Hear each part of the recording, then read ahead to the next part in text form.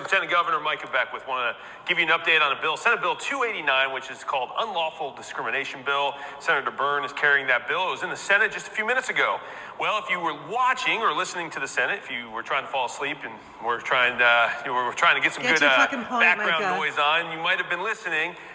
The Senate on the Democrat side, they got up and they started talking about how this bill embodies something to the effect of the Three-Fifths Compromise. They were bringing that up. They were saying this is a bad bill because it actually encourages discrimination, just like the Three-Fifths Compromise, going all the way back to the foundations of our nation.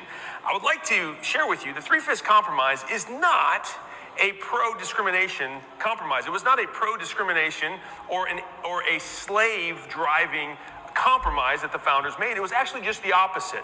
It was a compromise that the North made with the South. At the time, there were basically 13 independent nations. They had not really created a constitution. They were sort of a European Union-esque nation, and they were saying to the pro-slave states, hey, if you want to count your slaves to have representation, more representation in Congress, we're not going to let you do that, because they knew that that would codify things like slavery into our nation. The North stood up to the South, and they said, we're going to, if you're going to count your property, because the South says, hey, this is our property, but we want to count them. They were human beings. Congressional representation. We want to count them in the census. Human beings. There were 30,000 people would equal one member of Congress. And so they said, we're going to count our slaves. We're going to get more members of Congress in the South. The North said, you can't do that. So what they came back to the South, and they said, fine, if you want to count your property, your slaves, as whole people, we're going to count our property. We're going to count our tables. We're going to count our chairs. We're going to count all the stuff that we have in our house.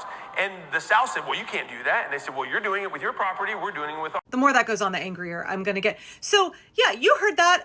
Micah Beckwith said that the Three-Fifths Compromise was a great move and that it was good policy. Just so you know, Micah's comments, which he doubled down on days later, saying, quote, I said exactly what needed to be said. Those comments, which have been resoundingly condemned as historical revisionism, were called out by Indiana State Representative Earl Harris Jr. as, quote, a gross misunderstanding of history and purposefully whitewashing history for political gain. Now, as shocked as you and I may be to see how emboldened white Christian nationalists are in 2025, this has been on brand for, again, self-described Christian nationalist Micah Beckwith for many years.